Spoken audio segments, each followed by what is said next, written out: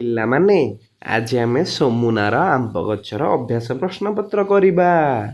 ତାହେଲେ 1 ନମ୍ବର ଆମକୁ ଦେଇଛି, ତୁମେ ଜାଣିଥିବା ଫଳ ଗୁଡ଼ିକର ନାମ କୁହ। ସେଇ ଫଳ ଗୁଡ଼ିକ ମଧ୍ୟରୁ ତୁମକୁ କେଉଁ ଫଳଟି ଭଲ ଲାଗେ ଓ କାହିଁକି? ତାହେଲେ ମୁଁ ଜାଣିଥିବା କେତେକ ଫଳ ହେଲା ଆମ୍ବ, ପଣସ, କଦଳୀ, ସେଉ ଓ ଅଙ୍ଗୁର। ମୋତେ ଆମ୍ବ ଖାଇବାକୁ ଭଲ ଲାଗେ କାରଣ ଏହା ବହୁତ ମିଠା ଓ ସ୍ୱାଦିଷ୍ଟ। 2 ନମ୍ବର ପଚାରିଛି, ତୁମ ବିଦ୍ୟାଳୟରେ କେଉଁ ସବୁ ଗଛ ଲଗାଯାଇଛି? ଆମ ବିଦ୍ୟାଳୟରେ ଆମ୍ବ, ଅଶୋକ, କୃଷ୍ଣଚୂଡ଼ା ଓ ବିଭିନ୍ନ ଫୁଲ ଗଛ ଲଗାଯାଇଛି। 3 ନମ୍ବର, ଉପରେ ଥିବା ଚିତ୍ରରେ କିଛି ଆମ୍ବ ତଳେ ପଡ଼ିଛି। କହିଲ ଦେଖି ଆମ୍ବ କାହିଁକି ଗଛରୁ ତଳକୁ ଖସି ପଡ଼ିଥାଏ? ଆମ୍ବ ପାଚିଗଲେ ବା ଜୋରରେ ପବନ ହେଲେ ଗଛରୁ ତଳକୁ ଖସି ପଡ଼ିଥାଏ। 4 ନମ୍ବର ପ୍ରଶ୍ନ, ତଳେ ଥିବା ଚିତ୍ରରେ କିଏ କ'ଣ କରୁଛି? ଦେଖିବ ଏମାନେ କ'ଣ କରୁଛନ୍ତି? ଆମ୍ବ ଖାଉଛନ୍ତି। ଲେଖିବ ଏଠି, ସେମାନେ ଆମ୍ବ ଖାଉଛନ୍ତି।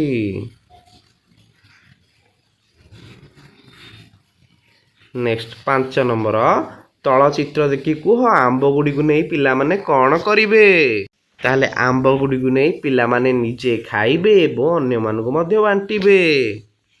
ନେକ୍ସଟ 1 ନମ୍ବର ପ୍ରଶ୍ନ, ସୋମୁନାର ଅଜା କେଉଁ ଋତୁରେ ମିଠା ଆମ୍ବ ଆଣିଥିଲେ? ସୋମୁନାର ଅଜା ଗ୍ରୀଷ୍ମ ଋତୁରେ ମିଠା ଆମ୍ବ ଆଣି ଆସିଥିଲେ। ଖରେ ଆମ୍ବ ଖାଇସାରିବା ପରେ ସୋମୁନା କ'ଣ ଚିନ୍ତା କଲା? ଆମ୍ବ ଖାଇସାରିବା ପରେ ସୋମୁନା ନିଜ ଘର ବଗିଚାରେ ସେଇ ଆମ୍ବ ଟାକୁଆ ଲଗାଇବ ବୋଲି ଭାବିଲା। 3 ନମ୍ବର, ଗଛ ମୂଳରେ ପାଣି ନଦେଲେ କ'ଣ ହବ? ଗଛ ମୂଳରେ ପାଣି ନଦେଲେ ଗଛ ଝାଉଁଳି ମରିଯିବ। 4 ନମ୍ବର, ସୋମୁନା ତା ଭଉଣୀ ସହିତ ବଗିଚାରେ କାହିଁକି ନାଚିଲା? ସିଏ ଚାରା ଆମ୍ବ ଗଛକୁ ଦେଖି ସୋମୁନା ତା ଭଉଣୀ ସହିତ ବଗିଚାରେ ନାଚିଲା। 5 ନମ୍ବର ପ୍ରଶ୍ନ, ବାପା ଆମ୍ବ ଗଛ ବିଷୟରେ ସୋମୁନାକୁ କ'ଣ କହିଲେ? ବାପା ଆମ୍ବ ଗଛ ବିଷୟରେ ସୋମୁନାକୁ କହିଲେ ଏହି ଗଛ ବଡ଼ ହୋଇ ଆମ୍ବ ଫଳିବା ପାଇଁ ଆହୁରି 4-5 ବର୍ଷ ସମୟ ଲାଗିବ। ନେକ୍ସଟ, ଗପ ସହ ସମ୍ପର୍କିତ 2ଟି ଭିନ୍ନ ଚିତ୍ର ଦିଆଯାଇଛି। କିଏ କ'ଣ କହୁଛି ଚିତ୍ର ଦେଖି ଅନୁମାନ କର ଓ ଲେଖ। ତାହେଲେ ଫାଷ୍ଟ ସୋମୁନା କହୁଛି ପିଲାମାନେ, ସୋମୁନା ଚାରା ଗଛ ଲଗାଇ ତା ମୂଳରେ ଖତ ଦେଇ ଗଛଟି ଶୀଘ୍ର ବଢ଼ି ଫଳ ଧରିବ ବୋଲି କହୁଛି ଏବଂ ପାଏଲ ଏହାକୁ ଦେଖି ଖୁସି ହେଇ କହୁଛି ଫଳ ପାଚିଲେ ଆମେ ଖାଇବା ଓ ଆଉ ଅନ୍ୟମାନଙ୍କୁ ମଧ୍ୟ ବାଣ୍ଟିବା। ନେକ୍ସଟ, ପୁଣି ସୋମୁନା ବାପାଙ୍କୁ ପଚାରୁଛି କି ବାପା ଏଇ ଗଛ ବଡ଼ ହୋଇ କ'ଣ ଆର ବର୍ଷକୁ ଏଥିରେ ମିଠା ଫଳ ଫଳିଥିବ? ସୋମୁନାର କଥା ଶୁଣି ବାପା କହୁଛନ୍ତି ନା, ଏଇ ଗଛ ବଡ଼ ହୋଇ ଫଳ ଫଳିବା ପାଇଁ ଆହୁରି 4-5 ବର୍ଷ ସମୟ ଲାଗିବ। ସବୁ କଥା ଶୁଣି ପାଏଲର ମନ ଦୁଃଖ ହୋଇଗଲା। ନେକ୍ସଟ, ମୁଁ ଗୋଟିଏ ଗଛ ଲଗାଇଛି, ତାର ଯତ୍ନ ନେବା ପାଇଁ ମୁଁ ସେଇ ଗଛ ଚାରିପଟେ ବାଡ଼ ଘେରେଇବି, ନିୟମିତ ଭାବରେ ତା ମୂଳରେ ପାଣି ଦେବି, ତା ମୂଳରୁ ଘାସ ବାଛିଦେବି, ଖତ ଦେବି। ଲାଷ୍ଟଟା ନୁହଁ ପିଲାମାନେ, ଆମର ସେଇ ଯାଏଁ ଥିଲା ହେଲା, ସେଇ ଯାଏଁ କଥାବାର୍ତ୍ତା ଥିଲା। ନେକ୍ସଟ ଆମେ ଦେଖିବା, ତଳେ ଦିଆଯାଇଥିବା ଚିତ୍ର ଦେଖ ସେଥିମଧ୍ୟରୁ ଗଛ ଲଗାଇବା କାମରେ ତାକୁ ଗୋଲ ବୁଲାଇବା। ତାହେଲେ ମଞ୍ଜି ତ ଗ୍ୟାରେଣ୍ଟି ଦରକାର, ମଞ୍ଜି ବିନା ହେବନି। ମାଠିଆ ଦରକାର ପାଣି ପାଇଁ, ବୁଝିହେଲା। ଇଏ ମଧ୍ୟ ପାଣି ଛିଞ୍ଚିବାରେ ସାହାଯ୍ୟ କରିବ। କୋଦାଳ ଦରକାର ଆମର ଖୋଳିବା ପାଇଁ, ବୁଝିହେଉଛି ତ। ୟାକୁ ବି ମଧ୍ୟ ଆମେ ଗୋଟେ କୋଦାଳ ଭଳିଆ ବ୍ୟବହାର କରିପାରିବା। ଏତିକି ଆମର ଦରକାର ଗଛ ଲଗାଇବା ପାଇଁ। ନେକ୍ସଟ ଆମକୁ ଦେଇଛି ଆମ୍ବ ଟାକୁଆରୁ ଗଛ କିପରି ହୁଏ ତାହା ତଳେ ଲେଖାଯାଇଛି। ତାର କ୍ରମକୁ ସଜାଇ ଆଉ ଥରେ ଲେଖ ପିଲାମାନେ। ମୁଁ 1 ନମ୍ବର 2 ନମ୍ବର କରି ଲେଖୁଛି, ତମେ ସେଇ ଅନୁସାରେ ଲେଖିବ ହେଲା। ପ୍ରଥମେ କ'ଣ କରିବା? ଆମ୍ବ ଟାକୁଆ ଲଗାଇବା ପାଇଁ ଇଚ୍ଛା କରିବା, ଏଇଟା ହେଲା 1 ନମ୍ବର ହେଲା। ନେକ୍ସଟ ଆମ୍ବ ଟାକୁଆ ଲଗାଇବା ପାଇଁ ଠିକ୍ ସ୍ଥାନ ବାଛିବା ହେଉଛି 2 ନମ୍ବର ହେଲା। ତାପରେ 3 ନମ୍ବର କୋଉଟା ହବ? କୋଦାଳ ବା କୋଡ଼ିରେ ମାଟି ଖୋଳି ଗାତ କରିବା 3 ନମ୍ବର। ତାପରେ 4 ନମ୍ବର ହେଉଛି ବାଲ୍ଟିରେ ପାଣି ଆଣିବା। ବୁଝିହେଉଛି ତ। ନେକ୍ସଟ 5 ନମ୍ବର ହେଉଛି ମାଟିରେ ପାଣି ଢାଳିବା। ନେକ୍ସଟ 6 ନମ୍ବର କ'ଣ ହେବ? ଗାତରେ ଟାକୁଆ ପକେଇବା।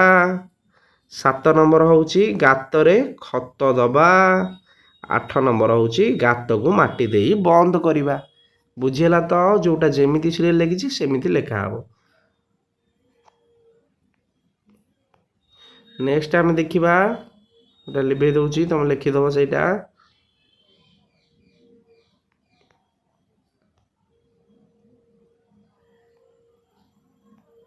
ଗଛର ନାଁ ଲେଖିବା ପାଇଁ ଦିଆହେଇଛି। ଏଇଟା ହେଲା ଆମର ଆମ୍ବ ଗଛ, ଏଇଟା ହେଲା ଆମର କଦଳୀ ଗଛ। ନେକ୍ସଟ ତମେ ଲେଖିପାରିବ କି ନାହିଁ? ଏଇଟା ହେଲା ଆମର ପିଜୁଳି,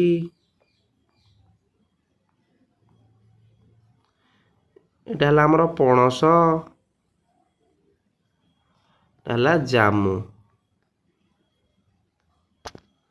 ପିଲାମାନେ ଏଠାରେ ଦେଇଛି ତଳ କୋଠରୀରେ ଫଳ, ପରିବା ଓ ଶସ୍ୟର ନାମ ଦିଆଯାଇଛି। ଟୋକୋଇରେ ନାମ ଅନୁସାରେ ସଜାଡ଼ିକି ଲେଖିବ। ମାନେ ଆମକୁ କହୁଛି ଯେ ଗୋଟେ ଜାଗାରେ ଫଳ ଲେଖିବା, ଗୋଟେ ଜାଗାରେ ପନିପରିବା ଲେଖିବା, ଗୋଟେ ଜାଗାରେ ଶସ୍ୟ ଲେଖିବା। ବୁଝିହେଉଛି ତ। ତାହେଲେ ଫଳ ଲେଖ। ଉପରେ ଏଇଟା ହେଲା ଆମର ଫଳ। ଫଳରେ କିଏ ଯିବ? ଆମ୍ବ। ଆଉ କିଏ ଯିବ? ପିଜୁଳି।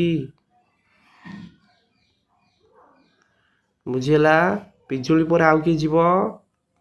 ଲିଚୁ, ଡାଳିମ୍ବ। ଲିଚୁ, ଡାଳିମ୍ବ।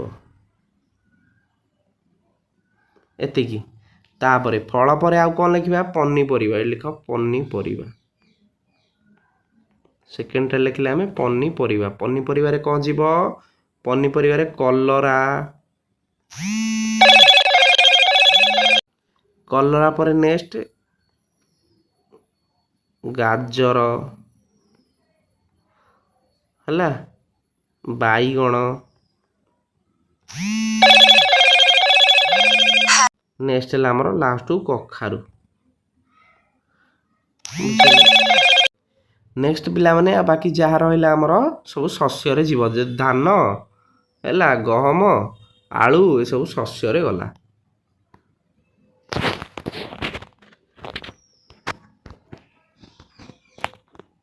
ନେକ୍ସଟ ପିଲାମାନେ ମୋ ବିଦ୍ୟାଳୟର ଗଛଲତା ହେଲା। କ'ଣ ଗଛଲତା ଅଛି ଲେଖିବ। ଆମ୍ବ, ପଣସ, ଯାହା ତୁମେ ଲେଖିପାରିବ, ଏଥିରେ କିଛି ନାହିଁ ହେଲା। ତୁମେ ଗୋଟିଏ ଗଛ ଲଗାଇଛ, ତାର ଯତ୍ନ ନେବା ପାଇଁ କ'ଣ କରିବ ଲେଖ ହେଲା। ମୁଁ ଗୋଟିଏ ଗଛ ଲଗାଇଛି, ତାର ଯତ୍ନ ନେବା ପାଇଁ ମୁଁ ସେଇ ଗଛ ଚାରିପଟେ ବାଡ଼ ଘେରେଇବି ଓ ନିୟମିତ ଭାବରେ ତା ମୂଳରେ ପାଣି ଦେବି, ତା ମୂଳରୁ ଘାସ ବାଛି ଦେବି, ଖତ ଦେବି।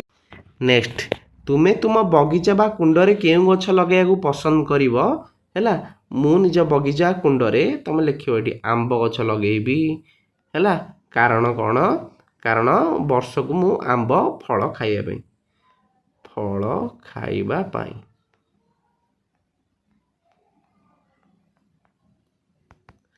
ନେକ୍ସଟ ତମେ ଲେଖିବ ମଞ୍ଜି ଥିବା ଫଳ, ଆଉ ଗୋଟେ ଦେଇଛି ମଞ୍ଜି ନଥିବା ଫଳ। ବୁଝିହେଲା। ମଞ୍ଜି ଥିବା ଫଳ ଲେଖ। କ'ଣ? କଖାରୁ। ଫଳ ଲେଖିବା, ସରି ପରିବା, ପନିପରିବା ନୁହଁ, ଫଳ ଲେଖିବା ଆମେ। ମଞ୍ଜି ନଥିବା ଫଳ ଲେଖିଦିଅ ଅଙ୍ଗୁର ହେଲା। ଏପଟେ ଲେଖିପାରିବା ଆତ, ମଞ୍ଜି ଥିବା ଫଳ। ଏପଟେ ଲେଖିପାରିବା ତରଭୁଜ।